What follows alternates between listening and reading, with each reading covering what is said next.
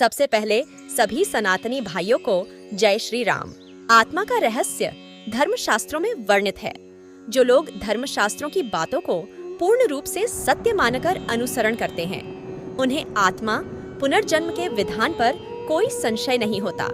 ऋषि महर्षियों ने अपने योग आदि बल से समूचे ब्रह्मांड का निरीक्षण कर धर्मशास्त्रों की रचना मानव कल्याण एवं मार्गदर्शन हेतु की है। मृत्यु के बाद आत्मा के साथ क्या क्या होता है, आत्मा कहाँ जाती है, आगे की दुनिया कैसी है, विज्ञान की नजर में यह अभी तक एक रहस्य ही बना हुआ है, क्योंकि एक बार शरीर को त्यागने के बाद वापस उस शरीर में प्रदार्पित होना असंभव है। इसलिए आत्मा के संबंध में एकमात्र प्रमाण धर्मशास्त्र है। परम योगी श्री आदि शंकराचार्य का परकाया प्रवेश सर्वविदित है। मनुष्य संसार में आता है तो शरीर साथ होता है, लेकिन जाते समय वह भी साथ छोड़ देता है। मानव शरीर नश्वर है। जिसने जन्म लिया है उसे एक न एक दिन अपने प्राण त्यागने ही पड़ी रेपते हैं। भले ही मनुष्य या कोई अन्य प्राणी 100 वर्ष या उससे भी अधिक क्यों न जी ले, लेकिन अंत में उसे अपना शरीर छोड़कर वापस परमात्मा की शरण में जाना ही होता है। अक्सर लोग सोचते हैं मृत्यु के बाद आत्मा क्या करेगी, कहाँ जाएगी। जन्म मरण के चक्र में मनुष्य अनेक बार जन्म लेता है, लेकिन हम में से किसी को उस बारे में कुछ याद नहीं। जन्म मृत्यु तो एक दूसरे के पूरक हैं, साथी हैं। संसार के सब ऐश्वर्य क्षणभंगुर है, विनाशशील हैं, शाश्वत नहीं। जैसे मनुष्य पुराने वस्त्रों को त्याग कर दूसरे नए वस्त्रों को ग्रहण करता है, वैसे ही जीवात्मा पुराने शरीर को त्याग कर दूसरे नए शरीर को प्राप्त होता है। जो आत्मा को समझ लेता है वह मृत्यु के रहस्य को जान जाता है।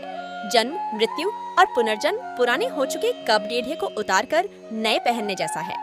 वर्तमान मानव अपने को कई तरह के भय से जकड़ा हुआ पाता है, जैसे असफलता का भय, असुरक्षा का भय इत्यादि। परंतु इन सभी से बॉटडीट कर एक भय है जो मनुष्य को जीवन पर्यंत सताता रहता है, वह है मृत्यु का भय। हर व्यक्ति जानता है कि जिसने भी जन्म लिया है उसकी मृत्यु सुनिश्चित है, परंतु अपने अंतिम क्षणों तक वह इस अथक सत्य को झुठलाता रहता है और उसे स्वीकार नहीं कर पाता। जीवन मृत्यु की एक धीमी, लंबित एवं सतत प्रक्रिया है।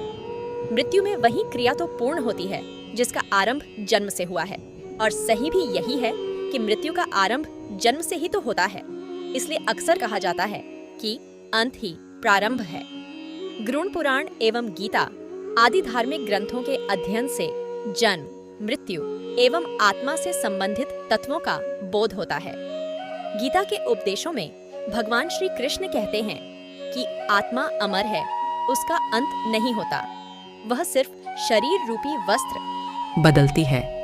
गरुड़ध्वजा पुराण जो मरने के पश्चात आत्मा के साथ होने वाले व्यवहार की व्याख्या करता है, उसके अनुसार जब आत्मा शरीर छोड़ती है तो उसे यमदूत लेने आते हैं। मानव अपने जीवन में जो कर्म करता है, यमदूत उसे उसके अनुसार अपने साथ ले जाते हैं। शास्त्रों में वर्णित तथ्यों के कथन अनुसार अगर मरने वाला सज्जन है, पुण्यात्मा है, तो उसके प्राण निकलने में कोई पीड़ा नहीं होती है, लेकिन अगर वो दुराचारी या पापी हो तो उसे पीड़ा सहनी पड़ी रहती है।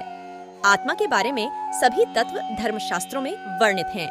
इन्हें मानना अथवा न मानना व्यक्ति विशेष की इच्छा पर निर्भर करता है। वीडियो अच्छा लगा हो तो चैनल को सब्सक्राइब करना न भूले। जय श्री राम, जय हिंद, जय भारत।